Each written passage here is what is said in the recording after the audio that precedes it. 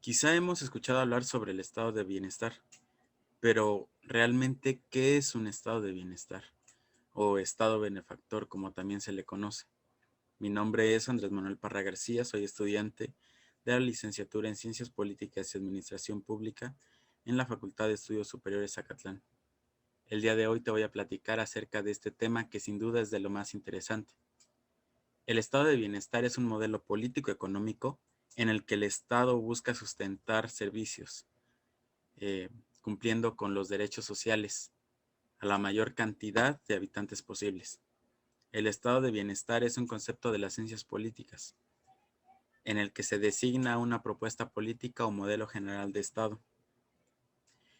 El estado de bienestar es un conjunto de acciones que hace el Estado a través de los gobiernos, que busca la mayor atención y distribución de materia económica de forma equitativa. Esto para toda la población, con el objetivo de lograr el máximo bienestar general. Esto lo logra a través de acciones tales como la educación gratuita, la salud pública, los seguros de desempleo, entre muchas otras cosas. El gobierno interviene en la economía del país y de la sociedad, buscando una mejor distribución de la riqueza. Es decir, que el gobierno controla y asegura las pensiones, los subsidios de desempleo, la orfandad, también asegura una educación de calidad universal y gratuita, que la gente pueda llegar a la cultura y cómo se implanta la principal vía de redistribución de la riqueza. Esto se hace mediante los impuestos y las tasas. Quiere decir que el gobierno obtiene unos ingresos para después desarrollar políticas que buscan el bien común en general de todos sus habitantes. Es decir, que a través de los impuestos y las tasas, el Estado tiene unos ingresos que luego puede invertir donde más hacen falta. Los pilares fundamentales del estado de bienestar es eh, conseguir que la salud sea universal y gratuita, es decir, que toda la población pueda acceder a la salud sin gastar dinero y de forma que sea una atención de calidad. También busca que la educación sea de calidad y universal, también gratuita, y que todos los habitantes puedan conseguir formarse académicamente. También en parte se encarga de la distribución de prestaciones y subsidios. Es decir, que el Estado prevé que que si sus habitantes pueden perder el trabajo, eh, pueden tener un accidente o cualquier otra cuestión que les suceda, eh, en ese entonces es cuando entra el Estado y se hace cargo de que a la persona no le falte ni un mínimo de dinero para poder continuar con su vida. También se encarga de las pensiones de jubilación, de invalidez, de orfandad. Eh, el estado del bienestar es aquel que asegura que a todos sus habitantes tengan cubiertos al menos los servicios básicos más fundamentales. Eh, Hablando del estado de bienestar, viene a colación cómo surgió el origen. Pues esto fue después de la Segunda Guerra Mundial, cuando por consecuencia de de la gran crisis económica y social que desencadenó, surgió este concepto. Según el estado de bienestar, cualquier persona que no pueda alcanzar un determinado nivel de bienestar y de desarrollo podrá hacerlo beneficiándose de los servicios ofrecidos por el Estado. Este concepto se implementó en el siglo XIX, siglo en el que durante muchas revoluciones los trabajadores exigieron un cambio por su condición laboral de explotación constante. Aunque el término se acuñó casi al final de la Segunda Guerra Mundial, precisamente en el año 1942, como welfare state, que es una expresión inglesa que apareció por primera vez en el report Beveridge, el cual fue un documento que sirvió para establecer los pilares del sistema de seguridad social británica. Este término, el de welfare state, eh, en español es un concepto del mismo significado y tiene una traducción literal. o sea, estado del bienestar.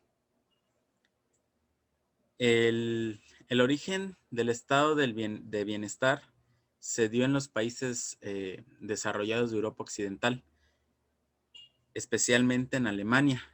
Fue ahí donde se destacó la figura de Otto von Bismarck. Eh, Nació en 1815 y murió en 1898. Él propuso la modalidad del seguro social.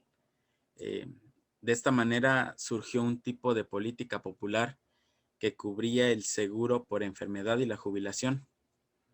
Esto fue porque ante los reclamos de los obreros del Partido Socialdemócrata Alemán, él impuso el seguro social tal como lo conocemos hoy en día. Eh, el seguro social iba dirigido al asalariado, marcando entonces las bases de una clara política social inclusiva. En 1930, eh, luego de la caída de la bolsa de Wall Street, eh, o sea, en 1929, en Estados Unidos, el economista británico John Keynes, él nació en 1883 y murió en 1946. Él presentó el concepto del estado de bienestar en contraposición al estado liberal que estaba en decadencia en ese tiempo. Podemos hablar de que un estado de bienestar que nace en una respuesta a circunstancias de orden político y social surge a partir de motivaciones esencialmente económicas.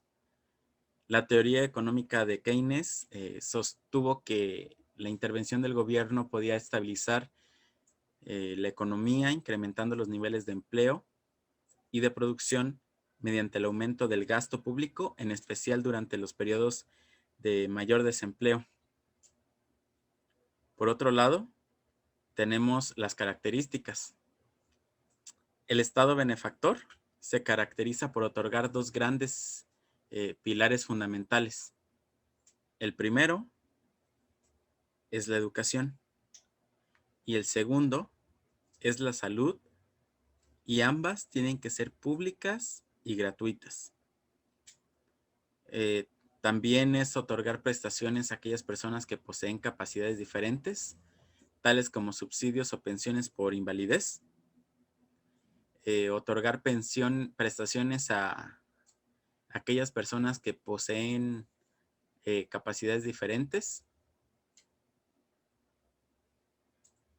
La intervención del Estado en la economía es alta. Fomenta el consumo interno con el objetivo de estimular la producción de puestos de trabajo y también fomenta el desarrollo de ciencia y cultura en la población. Para un mejor entendimiento, les presento los tres tipos de estado de bienestar que hay. En primer lugar, tenemos al modelo liberal, también conocido como el americano o el anglosajón. Este modelo se basa en la protección social únicamente los marginados o de los sectores más pobres. Este modelo también da prioridad al mercado, porque el mercado por sí mismo no puede cubrir ni puede satisfacer la mayor parte de los servicios que precisa una sociedad. Por lo tanto, se promueve mucho la iniciativa privada. Pero junto a ello, el Estado que sí se ocupa de ofrecer mecanismos para poder garantizar la cobertura de determinados derechos que el mercado no es por sí mismo capaz de otorgar. Estos servicios que ofrecen son limitados, por ello debe de entrar el Estado y deben estar restringidos exclusivamente para los más necesitados. En segundo lugar, tenemos al modelo socialdemócrata. Este modelo abarca beneficios con prestación hacia toda la población. Este modelo es el más amplio de los tres y es en él donde el Estado tiene un gran papel en la economía. Este modelo dice que el Estado es el que se ocupa de garantizar la inclusión social de las personas. El acceso a los servicios básicos debe de ser universal y todos los ciudadanos tienen acceso a los servicios públicos. Por esta razón, el gasto público y las inversiones políticas sociales es alto, teniendo en cuenta que la principal fuente de financiación de los estados son los impuestos. Por ello, los impuestos también deben ser altos. Y en tercer lugar tenemos al modelo conservador. Este modelo se ocupaba antes, eh, decía que en este modelo se otorgaban beneficios a las familias, pero se buscaba mantener los distintos estratos sociales. Por ejemplo, un obrero recibía menos beneficios que un trabajador del Estado. Este modelo predominó en generaciones pasadas, principalmente en Europa.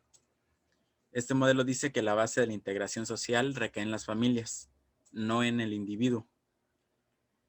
Recae en las familias y en las corporaciones, o sea, en las organizaciones sociales. A partir de estas intervenciones básicas,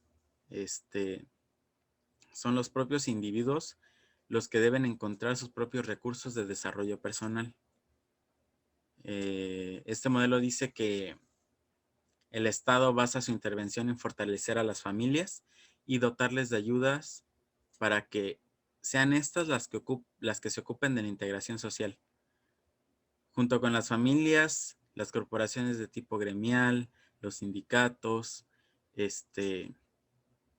o cualquier otra agrupación relacionada con actividad económica, también ofrecen servicios sociales.